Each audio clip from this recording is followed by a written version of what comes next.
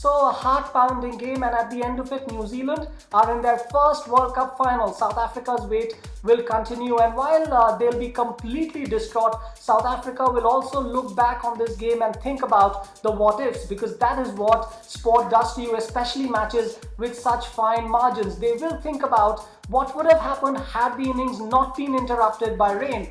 Yes, after the overs were reduced, they still got 65 in the final 5, but a full 50-over match in a World Cup semi-final with scoreboard pressure and the home team chasing under lights, it might have been a completely different proposition. South Africa, though, did put up a big score on the board, and New Zealand needed a strong start, because when the asking rate starts to climb, it becomes very troublesome for the lower order. And in that context, Brendan McCullum played an absolute gem of an innings. He got the innings off to a flyer and allowed the remaining batsmen to actually come in, settle down, and then go after this total. But South Africa made some inexplicable mistakes, a couple worth pointing out. There was an opportunity to run out Corey Anderson. More than 90 was still needed, and had Anderson's wicket been taken at that time, South Africa could have piled on the pressure.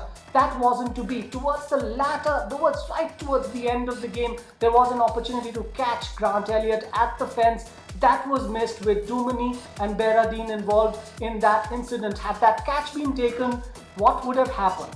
What if, of course, is a question that South Africa will now be searching an answer for. But just as we end, credit to Grant Elliott. He did not play a single one-day international in 2014. He's 36 years old. The selectors who backed him need to be credited for picking a player with such strong nerves. That he is of South African descent will be talked about long and hard and make its way into many headlines. But at the end of the day, New Zealand have achieved what they could not in 1992. They are in a World Cup final, and now wait for the winners of Australia against India.